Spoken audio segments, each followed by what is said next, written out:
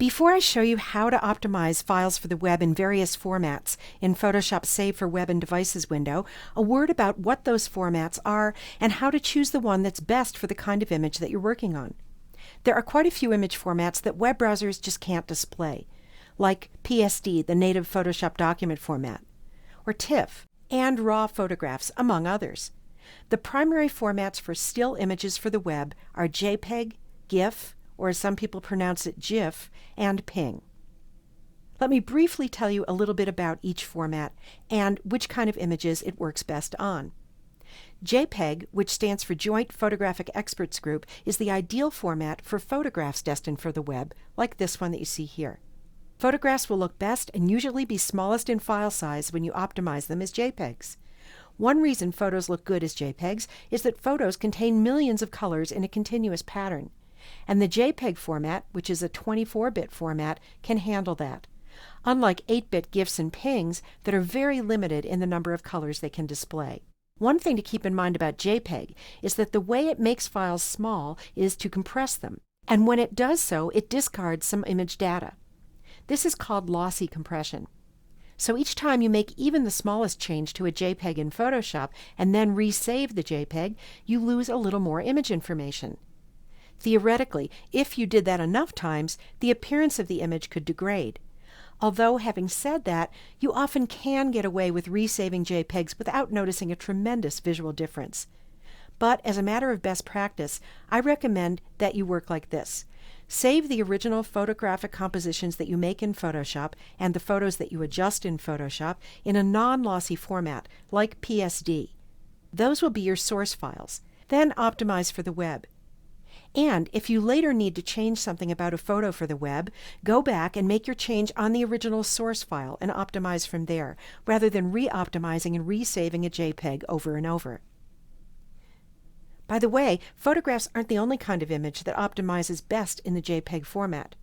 Graphics that are made up of subtle changes in tone or color, like gradients, also may come out smallest and look best as JPEGs. And one more thing about photographs, you won't always be able to save a photograph as a JPEG. There are two situations like that come to mind. First, if you plan on including a photograph in an animated GIF, you'll have to optimize that photo as a GIF. And if you want transparent pixels around a photograph, the JPEG format won't work because it doesn't support transparency. Transparent graphics should be optimized as GIFs or PNGs, as I'll explain more later.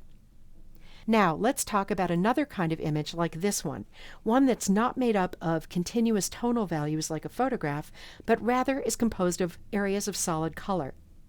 I'm talking about illustrations, type, or other kinds of solid color flat art like cartoons, logos, or web icons. Graphics like those usually optimize to the smallest size and look best in either the GIF format or the PNG 8 format. Both of those formats are limited in the number of colors they can display, up to a maximum of 256 colors. And the number of colors that you choose to include in a GIF or a PNG 8, as I'll show you how to do later in this chapter, has a big effect on how large the file is. One thing to keep in mind about the GIF format is that the company that developed that format years ago, CompuServe, theoretically owns rights to that format. For that reason alone, some people prefer to optimize graphics in the alternative PNG 8 format. Like this file, the PNG 8 format offers a very similar result to GIF and uses the same kinds of optimization settings in Photoshop as does GIF.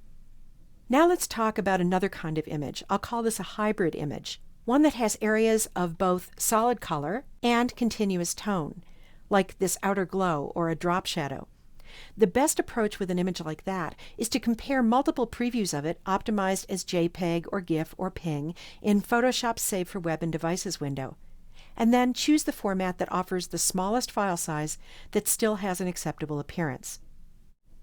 Sometimes you're going to want to make an image for the web that contains some transparent pixels, so that the image can appear to fade out to transparency, or so that you can make the image look like it's not rectangular.